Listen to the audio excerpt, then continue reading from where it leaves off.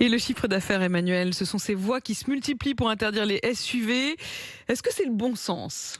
Franchement, on est plus proche du non-sens que du bon sens. Ah, ça vous plaît pas, hein ? Mais non, parce que reprenons les propos de Sandrine Rousseau. C'était hier sur BFM. Sandrine Rousseau, qui est la co-finaliste de la primaire écologie, Europe Écologie Les Verts. Et qui est en pointe de ce combat contre les SUV. Elle veut les interdire, tout simplement. Je pense qu'ils doivent être interdits. Oui. On ne peut pas se déplacer avec 1,5 tonnes de fer et les consommations énergétiques qui vont avec. Oui, alors d'abord, cibler les SUV en tant que tel, ça n'a pas de sens. Il faut rappeler que le SUV, ça n'est pas une caractéristique technique, c'est un concept marketing qui avait été inventé dans les années 90 aux États-Unis pour des raisons fiscales d'ailleurs. Mais la réalité, c'est que des SUV, vous en avez des gros, vous en avez des petits, vous en avez des lourds, des légers, des puissants, des petites cylindrées. Vous en avez à essence, pour tous les goûts.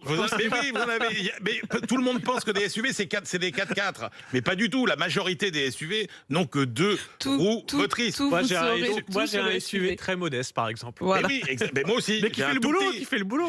J'ai un tout petit SUV. C'est pas la taille qui compte en matière de SUV. Malgré tout, il faut quand même dire les choses. C'est la deuxième cause d'augmentation des émissions de CO2 après le secteur de l'énergie, avant les poids lourds et les avions. Donc c'est quand même, il y a un problème. Oui, alors c'était l'argument d'organisations écologiques qui avait dit, regardez, c'est la deuxième cause d'augmentation des émissions de CO2. C'est vrai, mais pourquoi ? Mais tout simplement parce que les ventes de SUV, elles ont explosé. Elles ont bondi. Donc si les SUV émettent plus de CO2 aujourd'hui, c'est parce qu'il y a beaucoup plus de SUV. Les ventes ont augmenté beaucoup plus vite, par exemple, que le trafic de poids lourds ou d'avions. C'est bien pour ça qu'ils participent. C'est plus facile d'acheter un SUV qu'un avion. C'est-à-dire, ils participent plus à l'augmentation des émissions de CO2, tout simplement parce qu'en 2010, vous aviez 18% des ventes de voitures qui étaient des SUV. Aujourd'hui, en France, c'est 40%. Non, donc mais évidemment, Emmanuel, plus il y a de SUV, plus il y a de pollution qui vient des SUV. C'est quand même des véhicules plus lourds qui consomment plus qu'une voiture normale, non ? Alors, ça consomme 12 à 25% de plus, effectivement, qu'une voiture normale. C'est pas plus lourd. Si vous prenez, par exemple,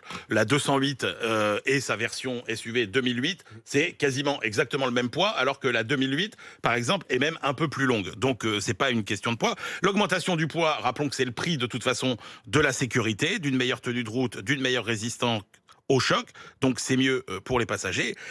Et puis, les SUV, c'est plus facile d'y loger des batteries électriques, parce que c'est ça qui compte aussi. C'est pas tellement le fait d'être trop lourd, c'est le fait, quelle est votre source de propulsion. Or, la moitié des véhicules électriques écoulés dans le monde sont des SUV. C'est Transport et Environnement, un think tank allemand, qui nous le dit. Et puis elle nous dit, ah oui, mais 1,5 tonnes de fer, c'est pas possible. Oui, mais sauf que 70% du poids d'une voiture, ce sont des métaux qui sont facilement recyclables. Et puis je termine en disant que cette obsession des 1,5 tonnes comme étant le poids à ne pas franchir, si vous mettez des limites sur ces voitures, vous pénaliser 70% de la production d'automobiles fabriquées en France. Donc dans le pays qui est un des 5 plus vertueux au monde en matière d'écologie, qui fait 1% des émissions de CO2, se tirer autant de balles dans le pied. Donc arrêtons de nous autoflageller, quoi. Ben oui, arrêtons. Là, on risque de détruire quand même en partie notre industrie automobile pour un excès de zèle. Moi, je trouve que ces SUV, c'est quand même un bouc émissaire un peu commode.